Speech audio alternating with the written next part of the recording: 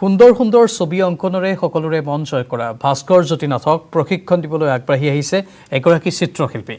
চিপাঝাৰ জাতীয় বিদ্যালয়ৰ নৱম শ্ৰেণীৰ ছাত্ৰ ভাস্কৰ জ্যোতিনাথক মঙলদৈৰ বিশিষ্ট চিত্ৰশিল্পী লিয়াকত আলীয়ে বিনা পাৰিশ্ৰমিকেৰে ইয়াতকৈ ভাল চিত্ৰ অংকন কৰাৰ প্ৰশিক্ষণৰ প্ৰতিশ্ৰুতি প্ৰদান কৰিছে।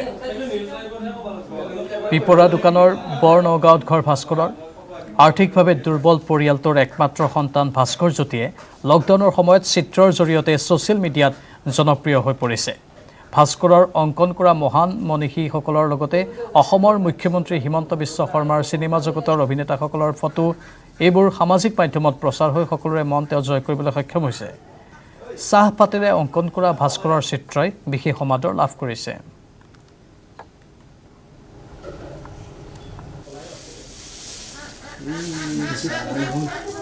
অধিক জনাব আমাৰ সাংবাদিক ৰিপুঞ্জয় নাথে।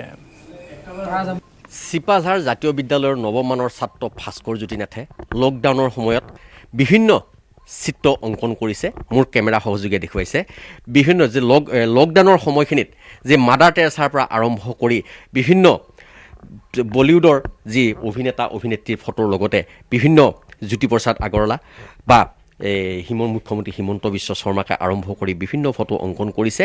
এক আৰ্থিকভাৱে সচ্ছল নহ'লেও কিন্তু মাক দেউতাকে আচলতে ভাস্কৰ জ্যোতিক বিভিন্ন ধৰণে অনুপ্ৰেৰণা যোগাই আহিছে আৰু এই ফটোসমূহ অংকন কৰিছে। চাহপাতেৰে মুখ্যমন্ত্ৰী হিমন্ত বিশ্ব শৰ্মাৰ ফটো অংকন কৰিছে আৰু যোৱা নিৰ্বাচনত হিমন্ত বিশ্ব আহোঁতে তেওঁ হিমন্ত বিশ্ব শৰ্মাৰ হাতত তেওঁ নিজে অংকন কৰা ফটো হিমন্ত বিশ্ব শৰ্মাৰ ফটো তেওঁৰ হাতত অৰ্পণ কৰিছিলে। আৰু এই ফেচবুকতে বা ছ'চিয়েল মিডিয়াত এই ফটোসমূহ দেখি তেওঁৰ ঘৰলৈ ডিম্পু বৰুৱা আগবাঢ়ি আহিছিলে। ভঙা টিভিৰ যিজন এক্টৰ তেওঁ আগবাঢ়ি আহিছিলে, আহি তেওঁক বিভিন্ন ধৰণে অনুপ্ৰেৰণা যোগাইছিলে। মই কিছু ভাস্কৰৰ পৰা মনৰ বতৰা ল'বলৈ চেষ্টা কৰিম। কিদৰে অনুপ্ৰাণিত হ'লা ফটো আঁকা? মই আচলতে সৰুৰ পৰাই ছবি আঁকি ভাল পাইছিলোঁ। লকডাউনত এনেই থাকতকৈ মই ছবি আঁকিম বুলি ভাবিছিলোঁ আৰু তেতিয়াৰ পৰাই মই ছবি আঁকিব আৰম্ভ কৰিছিলোঁ। মই লিয়াকত ছাৰৰ সহযোগত মানে উৎসাহত মই ছবি আঁকিব অলপমান প্ৰেৰণা পাইছিলোঁ। মই ছবি মাদাৰ টেৰেছাৰ পৰা আৰম্ভ কৰি জুবিন গাৰ্গ, জ্যোতিপ্ৰসাদ আগৰৱালা, আমাৰ অসমৰ মুখ্যমন্ত্ৰী ডক্টৰ হিমন্ত বিশ্ব শৰ্মাৰো ছবি আঁকিছোঁ। এনেকুৱা তোমাৰ ঘৰত শুনিছোঁ ডিম্পু বৰুৱা আহিছিলে, ভাঙা টিভিৰ যিজন তেওঁ আহিছিলে। হয়, মই ছ'চিয়েল মিডিয়াত আচলতে ফটোবিলাক আপলোড কৰোঁ, ইনষ্টাগ্ৰামত আপলোড কৰোঁ। ইনষ্টাগ্ৰামত আপলোড কৰোঁতে দীপজ্যোতি ডেকা আহিছিল। তাৰপিছত পাই মানে দীপজ্যোতি ডেকাই আমাক উৎসাহ দিবলৈ আগবাঢ়ি আহিছিল। এনেকুৱা আৰু ডিম্পু আহি কৈছিল যে ছবি আঁকি যোৱা, কেতিয়াও বাদ নিদিবা, এনেকৈ কৈছিল। আৰু তুমি যিহেতু জাতীয় বিদ্যালয়ত পঢ়া, তোমাৰ দেউতাই দোকানে দোকানে যি বজাৰ কৰে আচলতে বজাৰ দোকান কৰে, এনেকুৱা আৰ্থিকভাৱে কিছু তোমালোকৰ অসুবিধাও আছে।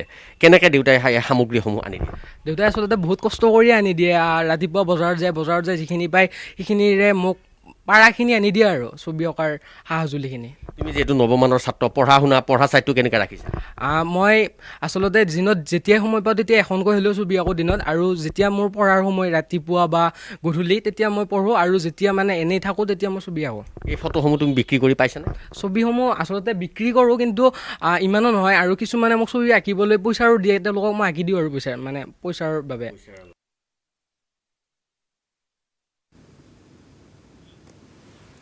কোভিড-19 সৃষ্ট মহামাৰীৰ পৰিপ্ৰেক্ষিতত আমি জনাইছোঁ আপোনালোকক কোভিড-19 সৃষ্ট মহামাৰীৰ পৰিপ্ৰেক্ষিতত এই বৰ্ষৰ হাইস্কুল শিক্ষান্ত পৰীক্ষা আৰু উচ্চতৰ মাধ্যমিক চূড়ান্ত পৰীক্ষাৰ মূল্যায়নৰ ওপৰত সিদ্ধান্ত ল'বৰ বাবে গঠন কৰি দিয়া দুখন উচ্চস্তৰীয় সমিতিয়ে দাখিল কৰা প্ৰতিবেদনৰ 5 নম্বৰ দফাটোৱে ছাত্ৰ ছাত্ৰী, অভিভাৱক তথা সচেতন মহলত যথেষ্ট প্ৰতিক্ৰিয়াৰ সৃষ্টি কৰিছে।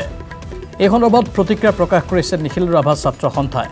নিখিল ৰাভা ছাত্ৰ সন্থাই কয় যে বিশেষজ্ঞ সমিতিৰ প্ৰতিবেদন মৰ্মে বিশেষ মূল্যায়ন ব্যৱস্থাৰ ভিত্তিত পাবলগীয়া মাৰ্কশ্বিটখন অনাগত সময়ত অসম চৰকাৰৰ বিভিন্ন বিভাগৰ যিকোনো চাকৰিৰ ক্ষেত্ৰত গ্ৰহণযোগ্য নহ'ব বুলি চৰকাৰে কৰা ঘোষণাই ছাত্ৰ ছাত্ৰীৰ লগতে অভিভাৱকৰ বাবে আন এটা মানসিক হাৰাশাস্তি। সমিতিয়ে দাখিল কৰা প্ৰতিবেদনৰ 5 নম্বৰ দফাটো কোনোপধ্যে মানি ল'ব পৰা বিধৰ নহয় বুলি মন্তব্য কৰে নিখিল ৰাভা ছাত্ৰ সন্থাৰ বিষয়ববীয়াই।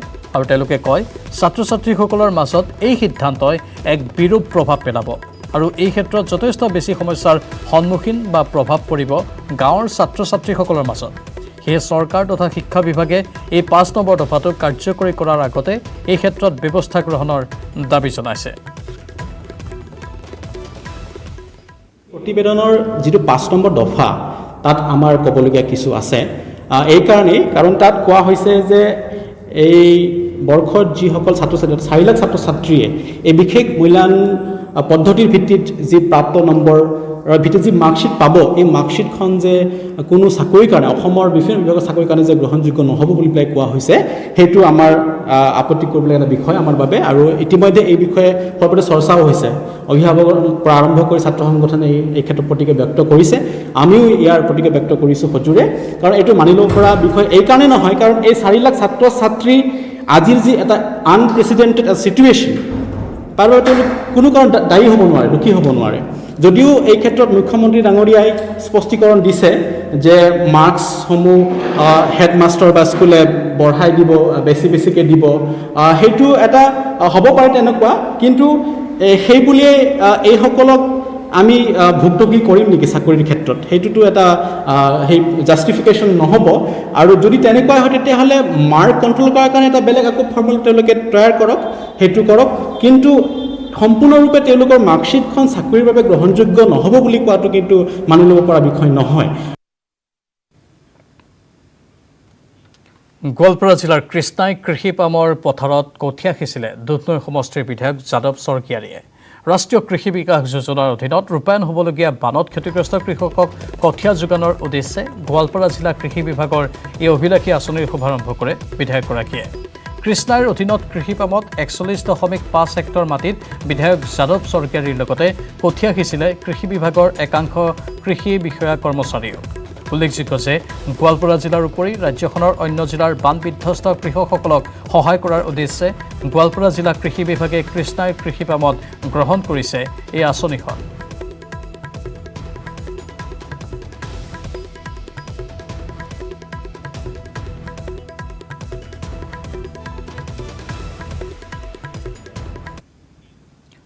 নগাঁও জিলাৰ কামপুৰত কপিলী আৰু বৰপানী নদীৰ ব্যাপক গৰাখহনীয়া কপিলী নদীয়ে কামপুৰ বকুলগুৰিত আৰু বৰপানী নদীয়ে কচুৱা ৰমণী পথাৰত ব্যাপক খহনীয়াৰ সৃষ্টি কৰিছে যিকোনো মুহূৰ্তত বৰপানী নদীত খহনীয়াত জাহ যাব পাৰে মছজিদ আৰু ৰাজপথ ৰহা সমষ্টিৰ কচুৱা ৰমণী পথাৰত বৰপানী নদীৰ খহনীয়াত যিকোনো মুহূৰ্তত নদীখনত জাহ যাব পাৰে মছজিদটো ইফালে খহনীয়াই ভাবুকি কঢ়িয়াই আনিছে ৰাজপথলৈকো প্ৰতিজন বিধায়কে গৰাখহনীয়া প্ৰতিৰোধ কৰাৰ প্ৰতিশ্ৰুতি দিয়ে কিন্তু আজি পৰ্যন্ত গৰাখহনীয়া প্ৰতিৰোধৰ ব্যৱস্থা নকৰিলে কোনো এজন বিধায়কে যাৰ ফলত এতিয়া আতংকত দিন কটাইছে ৰাইজে আমাৰ জলসম্পদ বিভাগক অনুৰোধ কৰিছোঁ অতি শীঘ্ৰে আমাৰ এই জলসম্পদ বিভাগে অতি শীঘ্ৰে এইটো আমাৰ যিটো ব্যৱস্থা বল্টাৰ ব্যৱস্থা এইটো কৰিব লাগে সেইকাৰণে আমি সকলো ৰাইজৰ হৈ এইটো অনুৰোধ কৰিছোঁ আমাৰ এইটো গৰাখহনীয়া যিটো কবলত পৰিছে কবলত পৰি ৰাস্তাৰ আমাৰ বহুত 25-30টা গাঁও যিটো আছে সকলো ক্ষতিগ্ৰস্ত হ'ব যিখন গৰাখহনীয়া কবলত যাওঁ অৱস্থা এইটো আমাৰ প্ৰায় 70 বছৰীয়া ৰমণী পথাৰ গাঁৱৰ এখন মছজিদ জামে মছজিদ হয় যোৱা বছৰ বানপানীৰ কাৰণে বহুত গৰাখহনীয়া ভাঙি মছজিদৰ ওচৰতে আহিছে কিন্তু এই বছৰ এতিয়া বানপানী হোৱা নাই তথাপিও এই বৰষুণত একেবাৰে ওচৰত মছজিদৰ ওচৰত গৰাখহনীয়া ভাঙি আহিছে কৰোনা মহামাৰীৰ জটিল পৰিস্থিতিৰ বাবে পানীত হাঁহ নচৰা অৱস্থা হৈছে গহপুৰৰ হেলেম গমিৰি শান্তিপুৰৰ শাক পাচলি খেতি কৰা কৃষক ৰাইজৰ কৰোনাৰ ভয়াৱহতাৰ বাবে নাই বজাৰ যাৰ ফলত অতি কষ্টৰে উৎপাদন কৰা পাচলিসমূহ এতিয়া খেতি পথাৰতেই গেলি পচি যোৱা পৰিলক্ষিত হৈছে এতিয়া বিভিন্ন মাইক্ৰ'ফাইনেন্স স্কিম বা বেংকৰ পৰা লোৱা ঋণসমূহো ঘূৰাই দিয়াত অপাৰগ হৈছে সাধাৰণ খাতি খোৱা কৃষকসকল এই ক্ষেত্ৰত চৰকাৰৰ ফালৰ পৰা কিঞ্চিত হ'লেও আৰ্থিকভাৱে সকাহ দিয়াৰ আহ্বান গমিৰি শান্তিপুৰৰ কৃষক ৰাইজৰ অধিক জনাব আমাৰ সাংবাদিক পলাশ ফুকনে মই বৰ্তমান উপস্থিত আছোঁ গহপুৰৰ গমিৰিৰ শান্তিপুৰত আৰু এই শান্তিপুৰ অঞ্চলত প্ৰায় শাক পাচলি খেতিৰ ওপৰত নিৰ্ভৰ কৰি চলি থাকে লোকসকল আৰু এইবাৰ যিহেতু কৰোনাসৃষ্ট পৰিৱেশৰ জটিল পৰিৱেশৰ মাজত এতিয়া বজাৰসমূহ নাই তাৰ পৰিপ্ৰেক্ষিতত এতিয়া যথেষ্ট লোকচানৰ সন্মুখীন হ'বলগীয়া হৈছে গেলি গৈছে শাক পাচলিসমূহ মোৰ সতীৰ্থই দেখাব শান্তিপুৰৰ এটি পৰিয়ালৰ এখন শাক পাচলি বাৰী জাতিলাও ভেন্দি লেচেৰামাহ তিতা কেৰেলাকে আদি কৰি বিভিন্ন ধৰণৰ শাক পাচলিৰ খেতি কৰে লমালমে লাও লাগি আছে হেন্দালিত কিন্তু এইসমূহ বিক্ৰী নাই, গেলি পচি গৈছে। যথেষ্ট কিন্তু শ জাতিলাও ইয়াত লাগি আছে, বিকিবলৈ আচলতে তেওঁলোকে বজাৰ বিচাৰি পোৱা নাই, যাৰ ফলত এতিয়া যথেষ্ট আৰ্থিক লোকচানৰ সন্মুখীন হৈছে কৃষকগৰাকী আছে। দাদা অকণমান এফালে আহিব, আপোনাৰ লগত আমি এই কথা পাতিম। যিহেতু কওকচোন, আপোনালোকৰ এই শাক পাচলি বাৰীখন দেখিছে যথেষ্ট শাক পাচলি গেলি পচি গৈছে, যথেষ্টখিনি লোকচান হৈছে নিশ্চয় আপোনালোকৰ? হয়, মোৰ নাম নবীন আচাৰ্য, গমেৰী শান্তিপুৰ নিবাসী। মই গোটৰ পৰা ক'ৰ পৰা লোন ধাৰে লৈ এইটো শাক পাচলি কৰিছোঁ। ইয়াত লাও খেতি আছে, ভেন্দি খেতি মোৰ 3 বিঘা আছে, কোমোৰা খেতি আপোনালোকে সমগ্ৰ ৰাইজে দেখিছে। এতিয়া বিকিব পৰা অসুবিধা হোৱাৰ কাৰণে আৰু এইটো কাটি পেলাবলগীয়া হ'ল।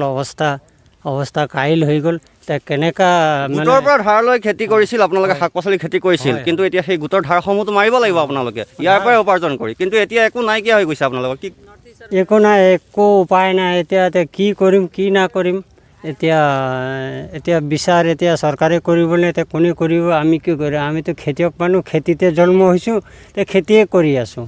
এতিয়া উপাৰ্জন হৈছে, বস্তু বিকিব পৰা নাই।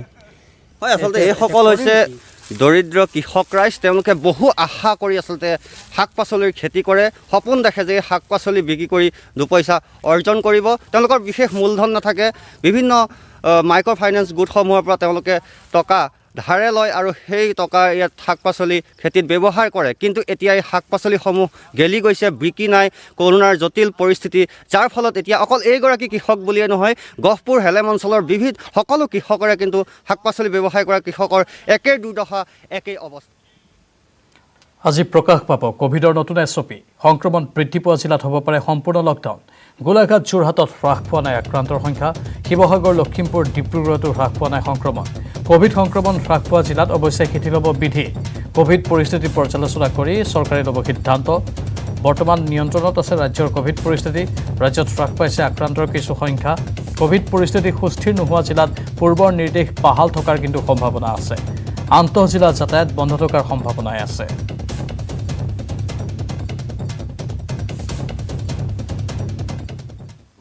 অহাকালি আমি নতুন SOPৰ ওপৰত আলোচনা কৰিম।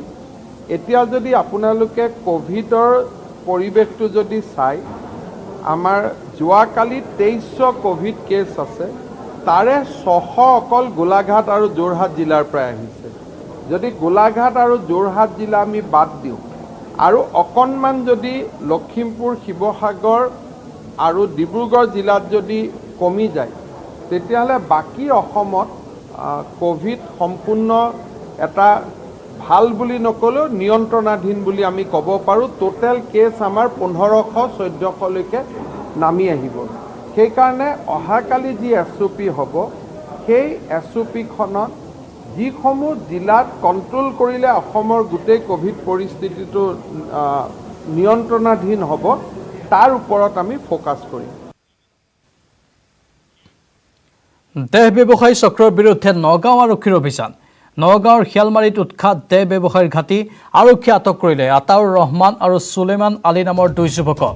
দেহ ব্যৱসায়ী চক্ৰৰ কবলৰ পৰা আৰক্ষীয়ে উদ্ধাৰ কৰিছে 2গৰাকী যুৱতীকো।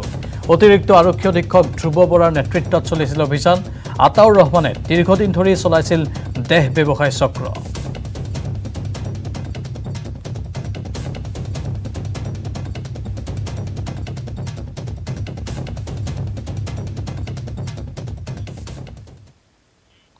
যোৰহাটত ভুৱা পেথলজিকেল লেবৰেটৰীৰ ৰমৰমীয়া বেহা চলিছে।